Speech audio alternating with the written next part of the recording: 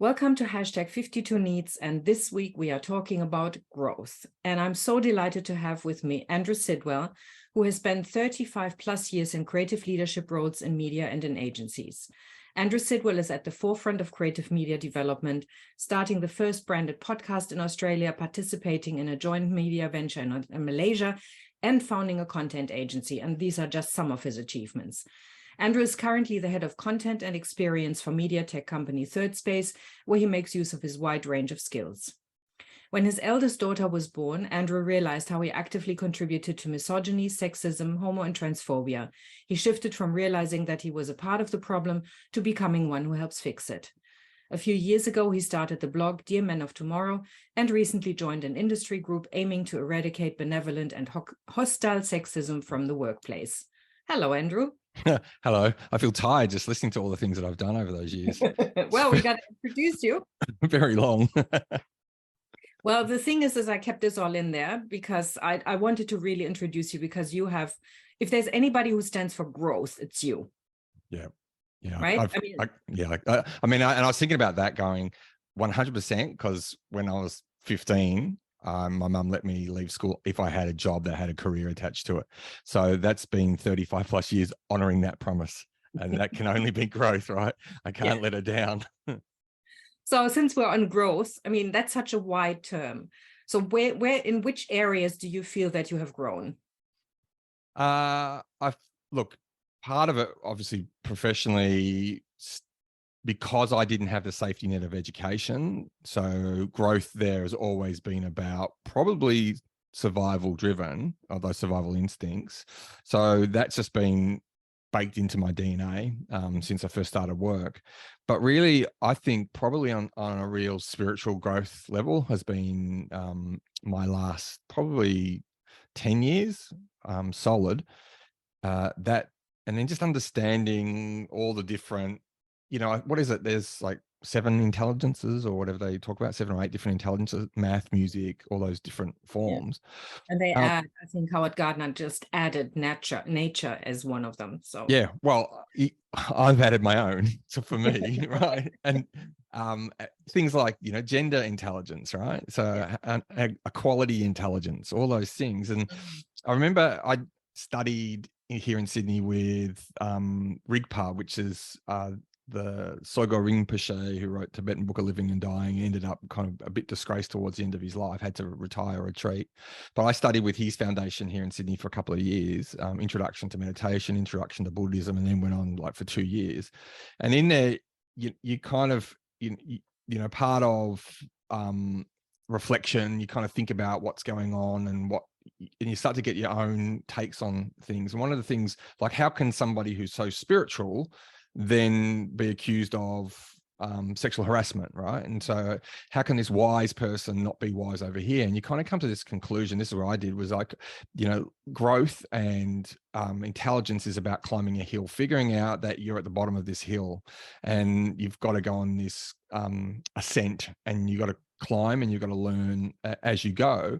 Yeah. But it's not the end. It's not the only hill. And you kind of, you get to the top of that and you look across and you see another hill that, oh my God, I've got to climb that. I'm so dumb when it comes to, gender intelligence. So then I start again and being equipped with, because the thing with the Buddhist teachings, what they say and what really spoke to me was follow the teachings, not the teacher.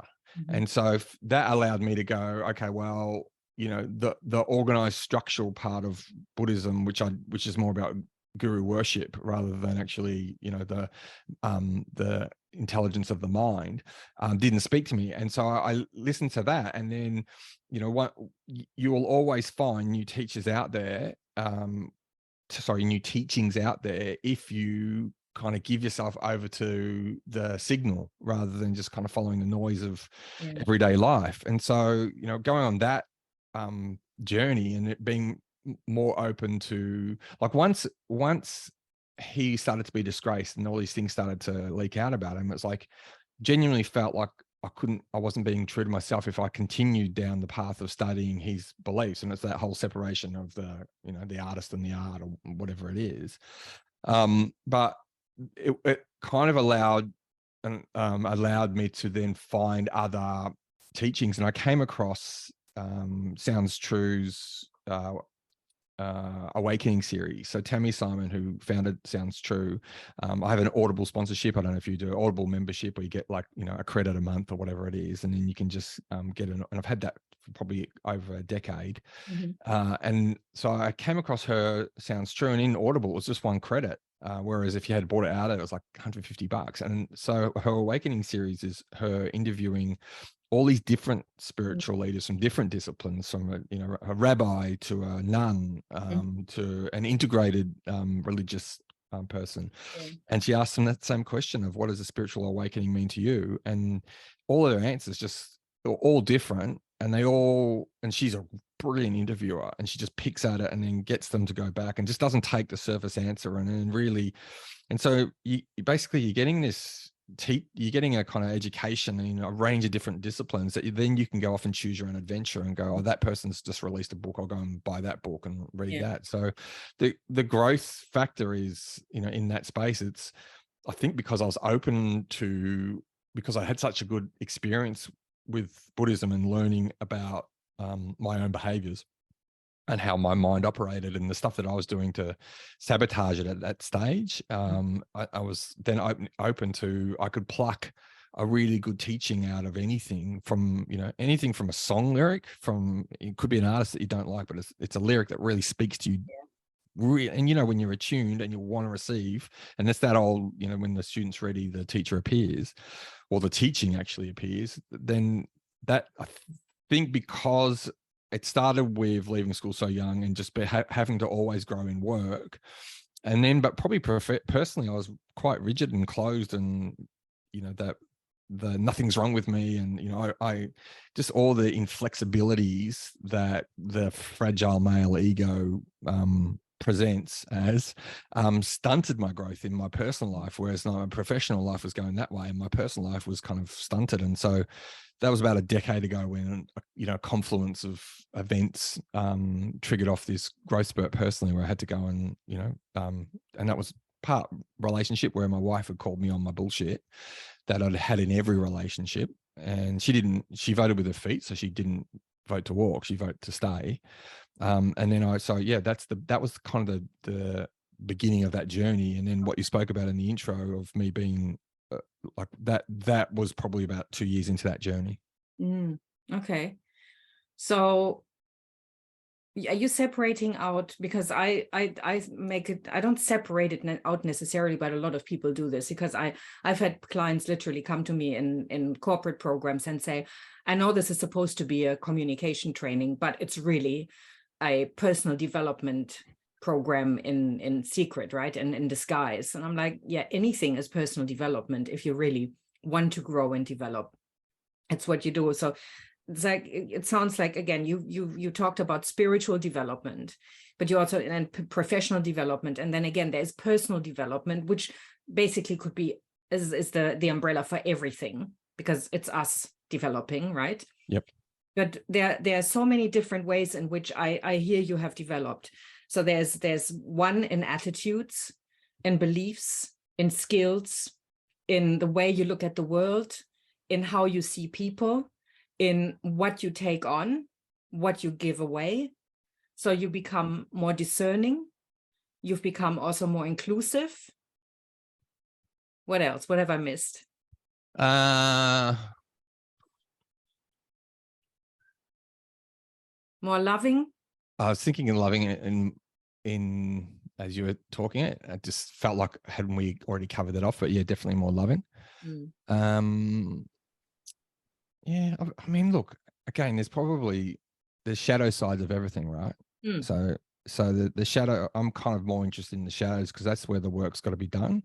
Whereas, you are that now and you live that. And so you're, more open and whatever, you don't stop and think about it. I guess I start looking for, okay, what are the shadow areas where I need to become more or whatever in that space. So I guess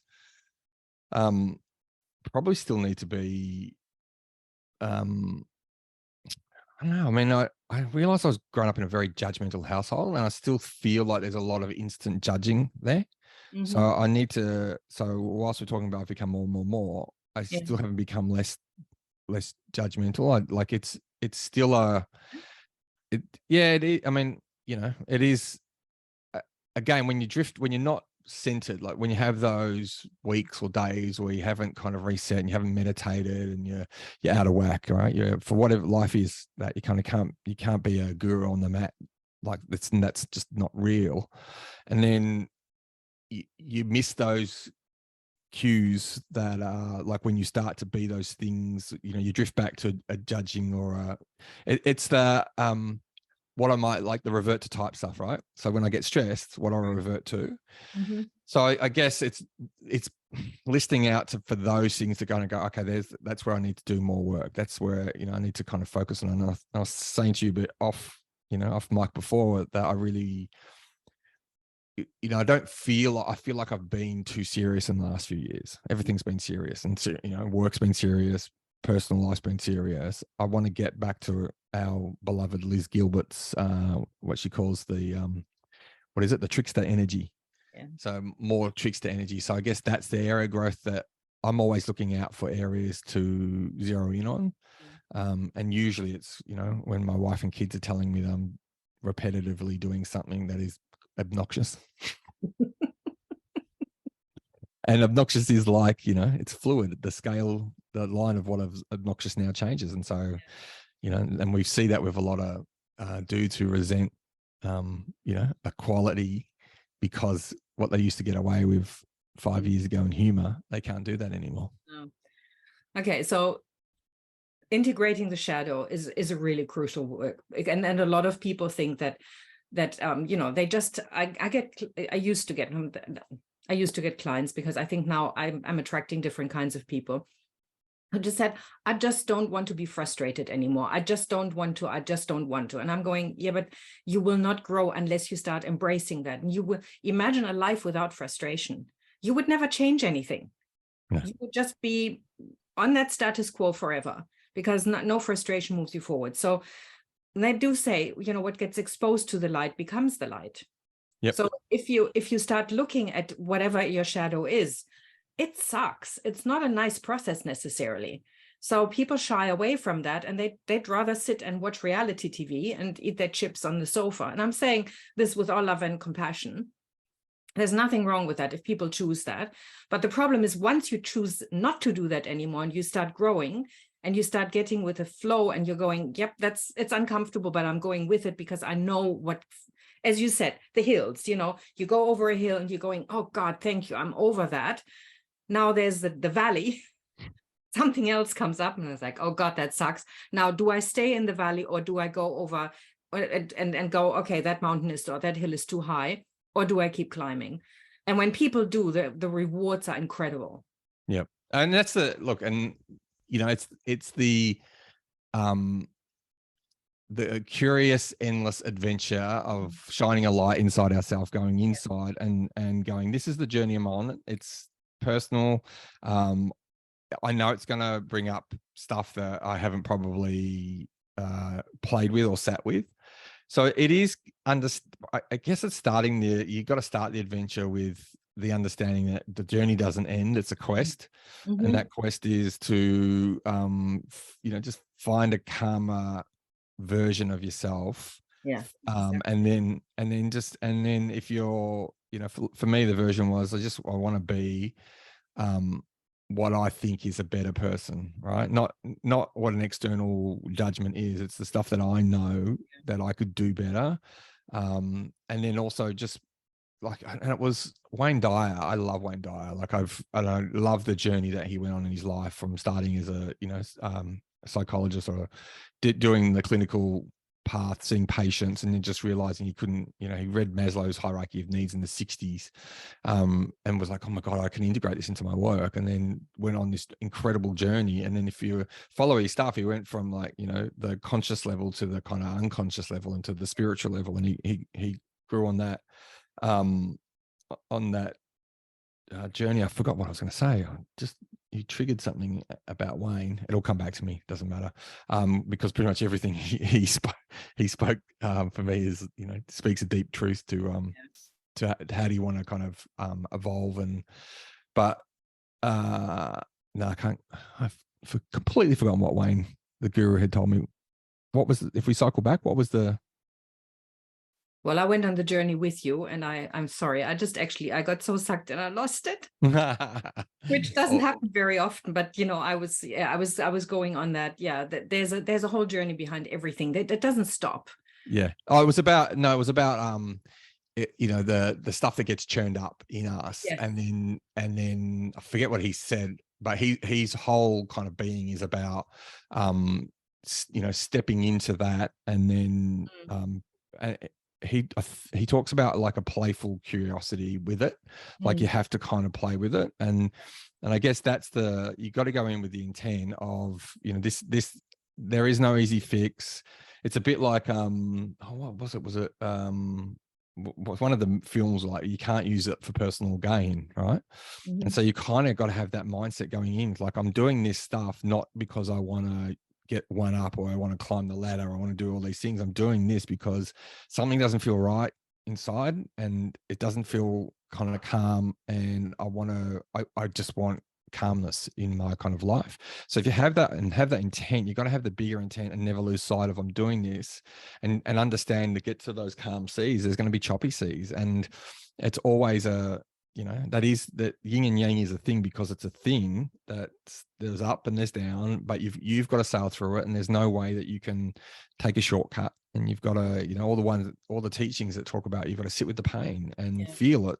I have a really good, like, it's a weird metaphor for that, which is, I don't drink, and I haven't drunk for 20 years. And people, when they go to a function, and I used to do it myself, I'd have a drink to take the edge off, right? And that's the saying. And then when you don't, the edge is still on, right? And so, but then you learn to sit with the edge on and feel what that's like. And I guess that's what a lot of this is. It's like, it's a different feeling of life. And the concept of it being uncomfortable is just a concept. It's a made up thing in your head that you've labeled it that. So if you actually just go, no, this is all growth happens in these moments, right? This is where growth kind of takes a hold. I've just got to sit with it and sit through it, and that's, you talked before about, you talk about spiritual growth, and you talk about this growth. Well, the tools that you pick up in, mindfulness and meditation are the same tools that allow you to sit through that kind of pain and, examination of yourself. It's kind of like, it's the tools of not affixing a story to it, right? So it is not, you don't give it a label, and it's the same. I'm not going to add a label to it. I'm not going to give it a big elaborate backstory or whatever. I'm just kind of going to sit with it.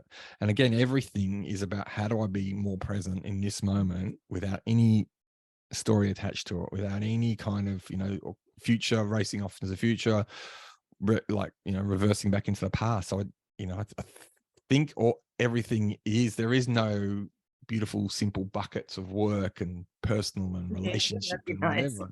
It's not. It's all like, what you do over here all of a sudden allows you to have the freedom to ponder and reflect, right? And we all know that we don't do that as much because we've all got our phones in our hand and stuff. But the power of reflection of, what am I learning? And it is truly the honesty with ourselves when we go, that was something really interesting and amazing happened. It could be walk in nature, it could be whatever it is, those moments.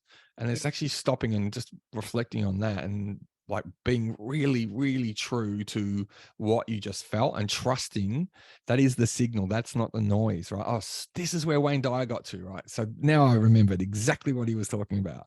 He said, as he got older, like he stopped drinking alcohol maybe in his 50s.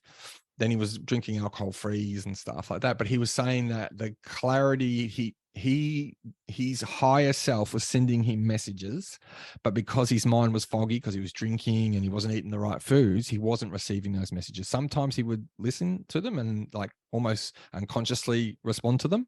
But the clearer we can get our minds, the clearer we're open to the signals from our higher selves. And we are always sending, our higher self is always sending our kind of this self kind of advice, guidance, go there, do this, like that. And so it is, how are you going to clear your radar to receive that signal? And that is like, for me, hearing that truth it was in his autobiography, audio book of like looking on his life. I can see clearly now. that really spoke volumes to me, because I was like, I've already done that, and I can, and so how do I keep fine tuning? What can I remove? What can I fix? What can I tweak to be able to really in tune with my higher self sending me messages? You need to be on this path and doing this thing and doing that thing. Okay. So basically, a lot of people think that personal growth is about doing more. And then, so you do more and then you can have more. When in fact, and then I think this is what I'm hearing, and this is where I come from. It all starts with being. It's being calmer. It's being your next best version. It's being in touch with your higher self. It's all about it's not necessarily peeling back the layers in the sense of, people go and do therapy for years, and then they realize, weekly sessions for 5 years, and then they realize where the problem is. That's all fine and good, but you can re-traumatize yourself, or you can recreate yourself, or create yourself to the way you want to be. And that is, and again, it's about being. It's not about, how can I do more? How can I have more? That's it's these. I think it's either Wayne or Pema Chodron, and so they said it's human being, not human doing. Exactly. And yes. so it is.